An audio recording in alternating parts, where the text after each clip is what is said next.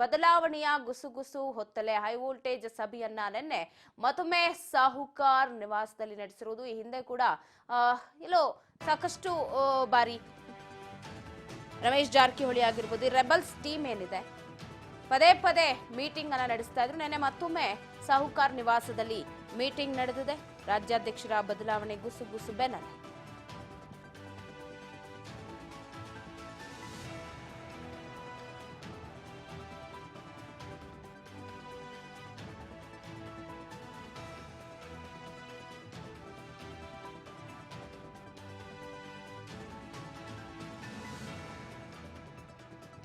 ನಿನ್ನೆ ಸತೀಶ್ ಜಾರಕಿಹೊಳಿ ನಿವಾಸದಲ್ಲಿ ಔತಣಕೂಟ ಏರ್ಪಡಿಸಿದ್ದು. ಇದರಲ್ಲಿ ಒಂದು ಆಶ್ಚರ್ಯ ಏನಪ್ಪಾ ಅಂತಂದ್ರೆ ಆ ಒಂದು ಮೀಟಿಂಗ್ ಅಲ್ಲಿ ಸಿಎಂ ಸಿದ್ದರಾಮಯ್ಯನವರು ಕೂಡ ಭಾಗಿಯಾಗಿದ್ರು. ಬದಲಾವಣೆಯ ಗುಸುಗುಸು ಹೊತ್ತಲ್ಲೇ ಸಾಹುಕಾರ್ ನಿವಾಸದಲ್ಲಿ ಮೀಟಿಂಗ್.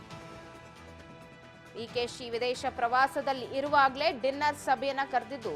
ಈ ಸಭೆಯಲ್ಲಿ ಸರಿಸುಮಾರು 35 ಶಾಸಕರು ಅದಕ್ಕಿಂತ ಹೆಚ್ಚಾಗಿ ಡಿನ್ನರ್ನಲ್ಲಿ ಇದ್ರು ಅಂತ ಹೇಳಲಾಗ್ತಾ ಇತ್ತು. ಸತೀಶ್ ಜಾರಕಿಹೊಳಿ ನಿವಾಸದಲ್ಲೇ ನಡೆದಿದೆ ರಾತ್ರಿ ಡಿನ್ನರ್ ಪಾಲಿಟಿಕ್ಸ್ ಮತ್ತೆ ಶುರುವಾಗಿದೆ. ಬದಲಾವಣೆಯ ಗುಸುಗುಸು ಬೆನ್ನಲ್ಲೇ ಇದರಲ್ಲಿ ನಾನು ಹೇಳ್ದಂಗೆ ಸಿಎಂ ಸಿದ್ದರಾಮಯ್ಯನವರು ಪಾಲ್ಗೊಂಡಿದ್ದು ಒಂದಷ್ಟು ಆಶ್ಚರ್ಯ ಅಂತ ಹೇಳ್ಬೋದು. 7 ಸಚಿವರು 35 ಶಾಸಕರು ಕೂಡ ಈ ಒಂದು ಡಿನ್ನರ್ ಮೀಟಿಂಗ್ ಅಲ್ಲಿ ಇದ್ರು. ಬದಲಾವಣೆಯ ಗುಸುಗುಸು ಹೊತ್ತಲ್ಲೇ ಮೀಟಿಂಗ್ ನಡೆಸಿರೋದು ಸಾಕಷ್ಟು ಕುತೂಹಲಕ್ಕೀಗ ಕಾರಣ ಆಗ್ತಾ ಇದೆ. ಅದರಲ್ಲೂ ಟರ್ಕಿ ಟ್ರಿಪ್ಪಲ್ ಇದ್ದಾರೆ ಡಿಕೆ ಶಿವಕುಮಾರ್ ಅವರು ಫ್ಯಾಮಿಲಿ ಜೊತೆಗೆ. ಸೊ ಈ ಸಂದರ್ಭದಲ್ಲಿ ಎಲ್ಲೋ ಮೀಟಿಂಗ್ ಅನ್ನ ಮಾಡಿರೋದು, ಎಲ್ಲರೂ ಒಟ್ಟಾಗಿ ಸೇರಿರೋದು ಸಾಕಷ್ಟು ಅನುಮಾನಕ್ಕೆ ಕಾರಣ ಆಗ್ತಾ ಇದೆ. ಮಹತ್ವದ್ದು ಅಂದ್ರೆ ನಾನು ಹೇಳ್ದಂಗೆ ಈ ಒಂದು ಚರ್ಚೆಯಲ್ಲಿ ಸಿದ್ದರಾಮಯ್ಯನವರು ಕೂಡ ಪಾಲ್ಗೊಂಡಿದ್ದು. ಈ ವಿಚಾರಕ್ಕೆ ಸಂಬಂಧಪಟ್ಟಂತೆ ಈಗ ರಾಜಕೀಯದಲ್ಲಿ ಮತ್ತಷ್ಟು ಚರ್ಚೆಗೆ ಗ್ರಾಸವಾಗುತ್ತೆ ಅಂತಾನೆ ಹೇಳ್ಬೋದು. ಸದ್ಯ ನಿನ್ನೆ ರಾತ್ರಿ ನಡೆದಂತಹ ಡಿನ್ನರ್ ಪಾರ್ಟಿಯಲ್ಲಿ ಸಿಎಂ ಸಿದ್ದರಾಮಯ್ಯ, 7 ಸಚಿವರು, 35 ಶಾಸಕರು ಇವರೆಲ್ಲ ಭಾಗಿಯಾಗಿದ್ದೆಲ್ಲೋ ಸಾಕಷ್ಟು ಅನುಮಾನಗಳಿಗೆ ಎಡೆ ಮಾಡಿ ಕೊಟ್ಟಿದೆ. ಏನಾಗ್ತಾ ಇದೆ,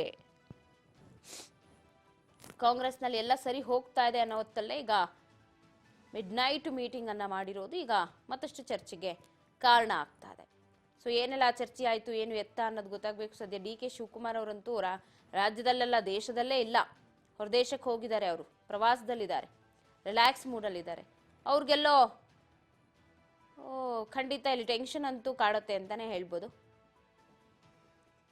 ಏನು ಮಾತುಕತೆ ನಡೆಸ್ತಾ ಇರಬಹುದು,